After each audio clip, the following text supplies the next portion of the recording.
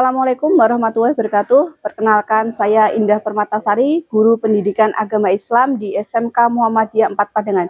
Baik, hari ini saya akan melakukan praktek literasi keagamaan lintas budaya yang akan dilakukan pada SMK fase E pada SMK Muhammadiyah 4 Padangan dengan tujuan pembelajaran peserta didik nantinya mampu menganalisis dan memahami ayat-ayat Al-Quran tentang kebaikan.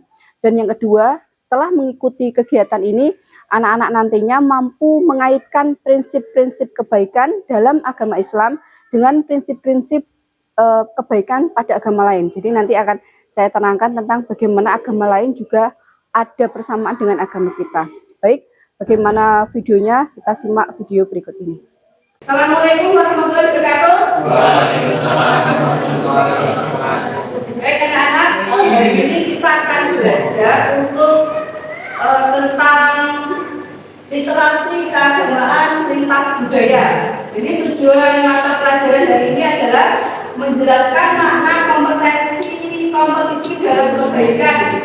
Jadi kita harus mengenal ayat Al-Quran terlebih dahulu, ayat Al-Quran mana dan hadis mana yang menjelaskan tentang berlomba-lomba dalam kebaikan. Kemudian kita akan melihat apakah pada agama lain juga ada ayat-ayat tentang kebaikan.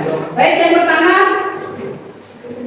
tujuan pembelajaran hari ini adalah yang pertama, peserta didik nanti mampu memahami dan mengajarkan pentingnya berkompetisi dalam hal kebaikan.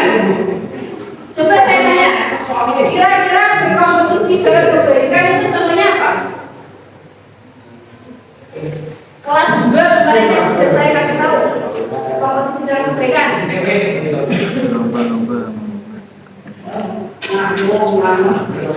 Apa kompetisi dalam kebaikan ya? Beribadah. Nah, misalkan ini dari apa ya, dia beribadah, kemudian temannya itu terpancing juga untuk dan itu sholatnya 5 waktu. Saya harus lebih hebat dari ini. Saya harus menambahkan dengan sholat sunnah, itu berarti berkompetisi dalam kebaikan. Kemudian ada temannya yang berbagi makanan.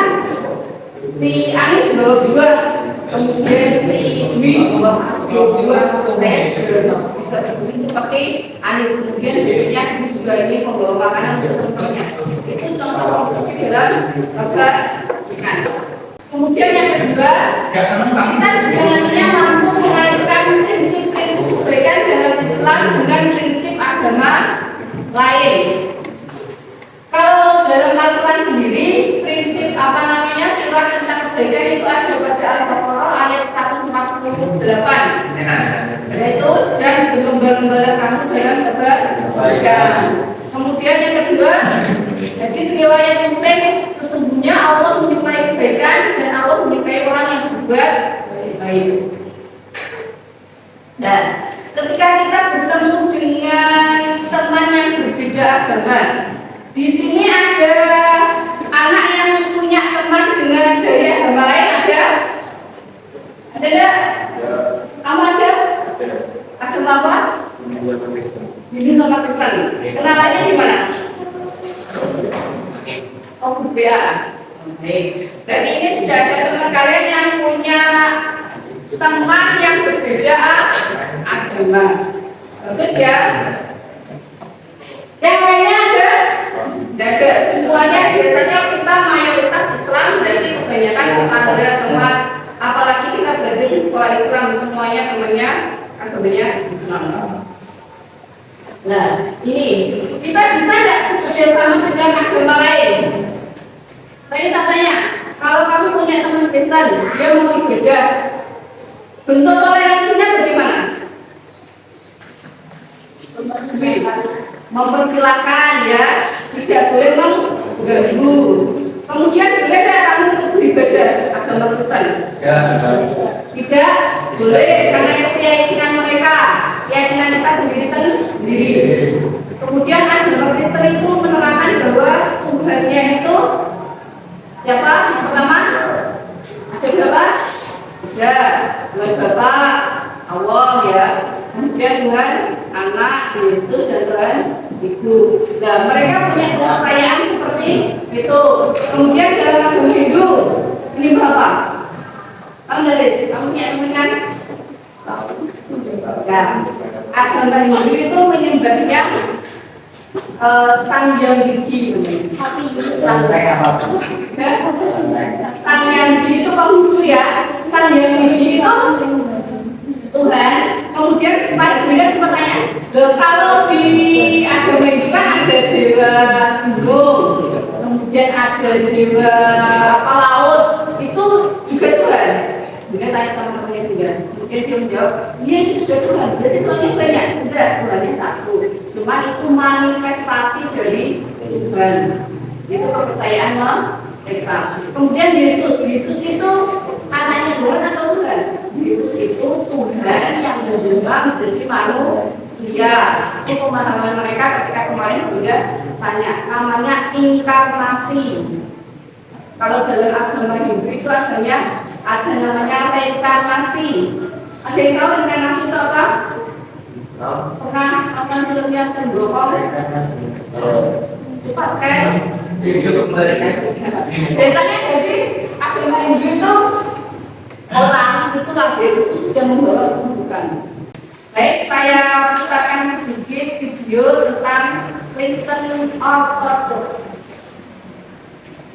Nanti kalian akan juga sama antara Kristen Orthodox juga ada. Ini dalam ini kirain Islam ya.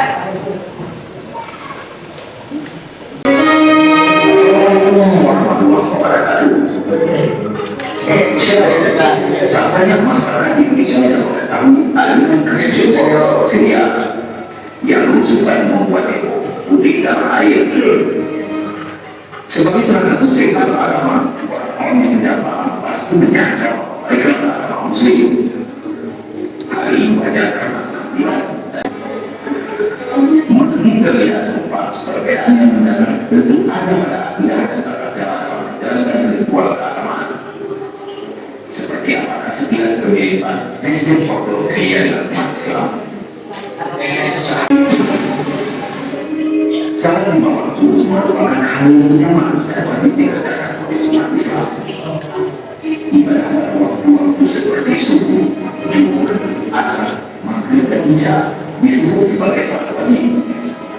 Sementara iman dan tahajud termasuk dalam salat sunnah. Sama halnya sebagai umat Islam, Presiden menambah keimanan dan ketakwaan kita kepada Allah Subhanahu wa Ta'ala. Wassalamualaikum warahmatullahi wabarakatuh. Jadi itu ya penjelasan singkatnya tentang perkenalan agama lain. Jadi agama Kristen itu ada yang menjadi berapa dia tahu? Kristen itu berapa? Jadi Kristen Orthodox ya. Kemudian ada Kristen Katolik, satunya Protestan. Jadi Kristen dan juga Orthodox, Katolik dan Protestan. Yang ada di Indonesia itu Kristen Protestan dan Kristen. Ya, mungkin itu saja. Terima kasih semua atas waktunya. Ada pertanyaan enggak? Ya. Assalamualaikum warahmatullahi wabarakatuh. Perkenalkan, nama saya Tommy Edi Saputro yang telah mengikuti kegiatan literasi keagamaan lintas budaya, dan setelah mengikuti kegiatan tersebut, saya menjadi lebih memahami antara Islam dan Kristen Ortodok yang memiliki kemiripan dalam hal ibadah dan puasa. Hanya saja tata caranya yang berbeda. Perkenalkan, nama saya Dwi Susanti. Walaupun saya tidak memiliki teman yang berbeda agama, tetapi kegiatan tadi sangat penting bagi saya karena ada manfaat dari petikan mapala bahwa kebaikan yang dilakukan seseorang akan kembali kepada seperti bayangan yang mengikuti dirinya sendiri. Literasi keagamaan lintas budaya, yes!